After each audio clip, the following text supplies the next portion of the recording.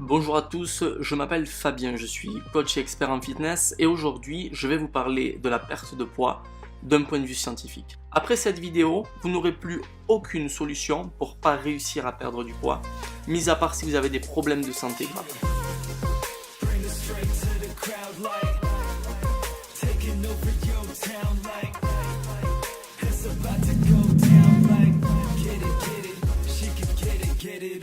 On va commencer par le métabolisme. Le métabolisme, c'est ce que vous brûlez, le métabolisme de base, ce que vous brûlez par jour sans faire aucune activité sportive. Ce que votre corps a besoin comme énergie pour fonctionner.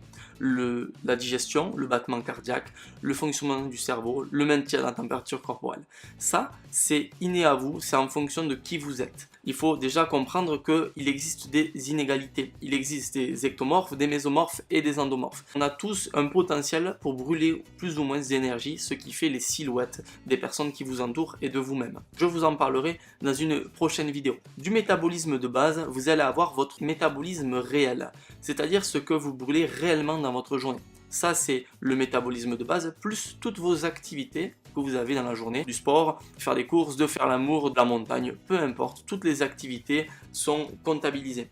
Si vous voulez prendre du poids, il va falloir manger davantage de calories pour pouvoir stocker. Et si vous voulez perdre du poids, forcément, scientifiquement, c'est prouvé, il va falloir amoindrir les calories par rapport au métabolisme réel. Pour amoindrir les calories, il existe deux facettes, l'alimentation, l'activité sportive. D'un côté, à l'alimentation, vous avez les apports caloriques que vous pouvez gérer et retenir. Et d'un autre côté, vous allez avoir l'activité sportive qui va être les dépenses caloriques.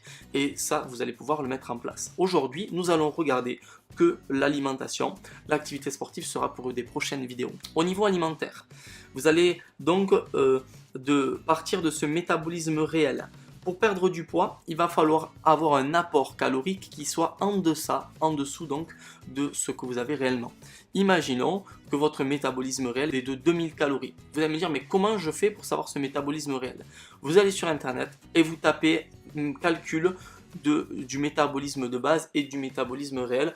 Vous allez avoir sur ça des outils qui vont vous permettre de pouvoir calculer très rapidement en fonction de votre âge, de votre sexe, de votre taille, de votre poids et de votre niveau d'activité, votre métabolisme réel. Une fois que vous avez ce métabolisme réel, là, je vais vous demander d'aller chercher un stylo, une feuille et de vous installer. Vous mettez pause à la vidéo et vous revenez avec tout ce matériel. Ça va nous permettre de jouer ensemble directement pour connaître votre métabolisme réel et vos apports que vous avez besoin pour que la science vous aide à perdre du poids de manière certaine. Alors, on continue. Pour perdre donc du poids, vous partez du métabolisme réel, il va falloir enlever quotidiennement une tranche calorique, c'est-à-dire peut-être entre 300 et 500 calories. En général, c'est ce qu'on conseille en tant que coach et professionnel de la santé pour perdre du poids, mais sans traumatiser le corps et aussi avoir toujours la motivation pour perdre du poids.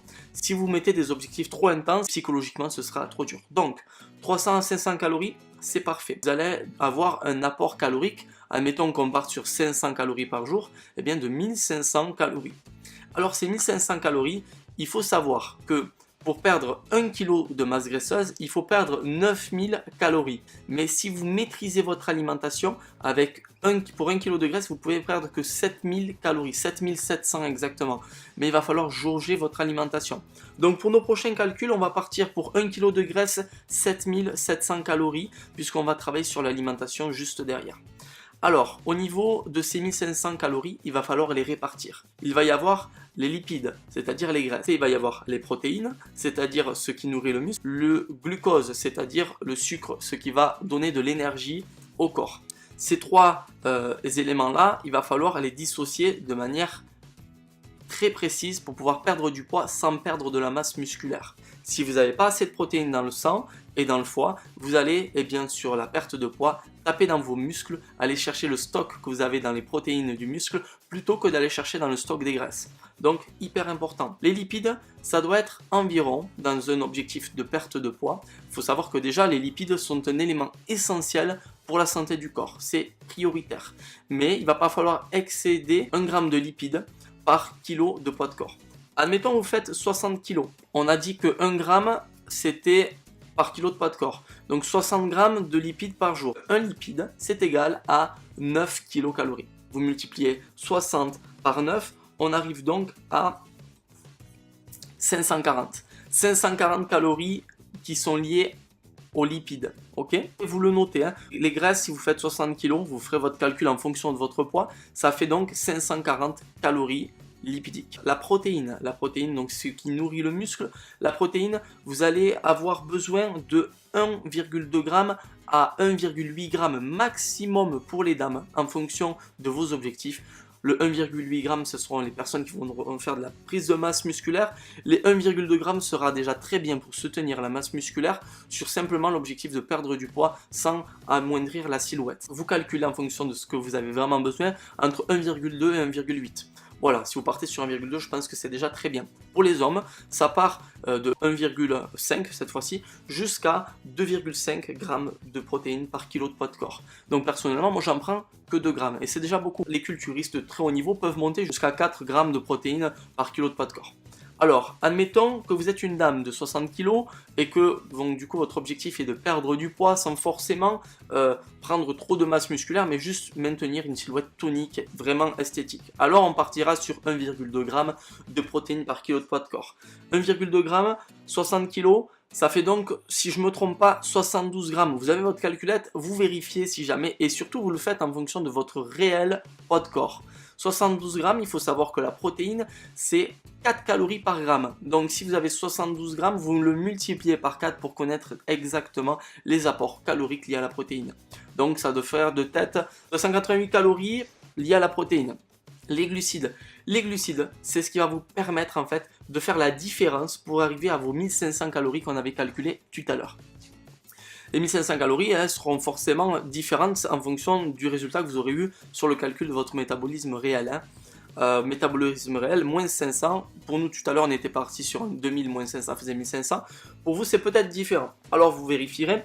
On a donc dit qu'on avait 540 calories liées aux lipides, qu'on avait 288 calories liées aux protéines. Maintenant, le delta, c'est-à-dire on fait 540 plus 280, ça nous fait à peu près du 830. 1500 moins 830, on arrive donc environ à 750 calories qui nous restent liées aux glucides. Les glucides, c'est pareil, c'est 4 calories par gramme de glucides. Donc pour connaître exactement le grammage de glucides, il va donc falloir faire exactement 672 divisé par 4, c'est-à-dire 168 grammes de glucides par jour. C'est parfait, on a bien calculé tout ce que vous avez besoin dans votre journée pour perdre du poids. Maintenant, à quelle vitesse vous allez perdre du poids? C'est très simple. On a dit tout à l'heure que pour 7700 calories, vous allez perdre 1 kg. Donc en fait, 1 kg, il va falloir diviser par 7,7. C'est très simple. Si vous enlevez 500 calories par jour, eh bien 500 calories divisé par 7,7, on arrive environ à 60 grammes de graisse perdue par jour. Sur 7 jours, on est donc à 450 grammes et par mois, on est donc à 2 kg. Vous allez me dire, c'est pas beaucoup. Oui, mais là, on ne parle que de l'alimentation. On va coupler ça après à l'activité sportive qui va nous amener à une augmentation des dépenses caloriques journalières. Donc forcément, l'un et l'autre, on va pouvoir aller 2 fois plus vite. On revient sur les lipides. Les lipides, vous allez me dire, oui, d'accord, je dois prendre 540 calories de lipides, mais de quelle manière? Quels lipides? Et ça, c'est une super question. Vous avez globalement 3 sortes de lipides. Précisément, ça risque d'être trop compliqué si je dois tout vous expliquer sur les saturés, les monoinsaturés, etc. Mais globalement, les saturés, il va falloir les limiter. C'est-à-dire tout ce qui est le beurre, le lait entier, l'huile de palme, toutes ces graisses qui sont saturées, il va falloir les limiter au maximum. D'un autre côté, les graisses qui sont monoinsaturées, telles que l'huile d'olive, l'huile de colza, les noisettes, les amandes, l'avocat qui est une très belle source de lipides, vont être des éléments nutritionnels en lipides hyper intéressants. On a aussi les amandes qui sont superbes. Privilégier ces aliments en termes de lipides. Ensuite, au niveau des protéines. Les protéines, il existe plusieurs sortes de protéines. La protéine animale, la protéine végétale. La viande, le poisson, forcément les œufs, le riz, l'avoine, mais aussi et surtout les légumineuses comme les lentilles, les haricots blancs, les haricots verts, les pois chiches, fèves, pois cassés, soja, ainsi que les céréales comme le maïs, l'orge, le sarrasin, quinoa, épeautre et enfin les graines oléagineuses comme la citrouille, courge, etc. Alors forcément, j'oublie un élément essentiel. Si vous mangez de la protéine fréquemment, et je vous le conseille, il va falloir manger de la protéine et le matin au petit déjeuner, et le midi et le soir. Et l'idéal, ça serait de le prendre aussi juste après l'entraînement, de manière à reconstruire la fibre le mieux possible. En effet, la protéine, c'est ce qui permet de reconstruire la fibre musculaire. Donc, hyper essentiel. Dans le cadre de la perte de poids, on avait objectif de perdre que des graisses. Et donc pour ce faire, il va falloir augmenter votre niveau de protéines. Cela dit, si vous avez un super niveau de protéines comme calculé précédemment, vous allez aussi augmenter votre acidité dans le sang. Parce que la protéine a cet effet d'acidification du sang. Il va falloir donc prendre des légumes verts de manière à désacidifier le sang. Les légumes verts, c'est quelque chose qui permet en fait de désacidifier le sang et c'est ce qui va vous permettre aussi d'avoir des meilleurs échanges gazeux. C'est-à-dire qu'en fait, les bénéfices de votre séance vont être beaucoup plus intéressants si vous avez un niveau d'acidité dans votre sang beaucoup plus faible. Donc, on n'oublie pas, on varie les protéines animales, végétales, on les prend tout au long de la journée et on n'oublie pas de manger des légumes verts aussi pour désacidifier le sang. Allez, c'est le moment, on passe donc aux glucides. Accrochez-vous, la vidéo est bientôt terminée, c'est la fin. Deux catégories principales de glucides, les glucides lents et les glucides rapides. Les glucides lents, ce sont les glucides plus complexes qui s'assimilent beaucoup plus lentement et il va vous permettre d'avoir de l'énergie de manière plus durable. Ça vous évite les pics d'insuline et il va falloir donc du coup favoriser les glucides les plus complexes possibles. Le pain, les pâtes, le riz, les pommes de terre, etc.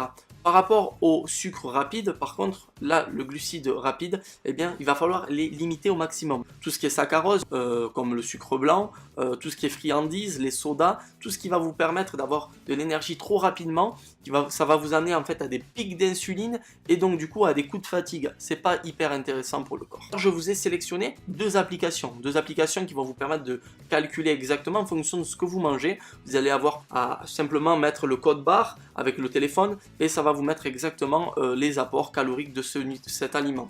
Caloriques, en protéines, en lipides, en glucides, etc. La première c'est MyFitnessPal, vous allez pouvoir la trouver sur Google Play ou sur l'App Store. Et sinon, vous allez aussi avoir Fat Secret qui est aussi une superbe application pour connaître exactement et vous aider dans les protéines, lipides et glucides de vos apports quotidiens. Vous venez de calculer exactement ce que vous avez besoin en termes de calories par jour, d'amoindrir sur votre métabolisme réel, quel type de lipides, quel pourcentage de lipides, quel pourcentage de protéines et de glucides.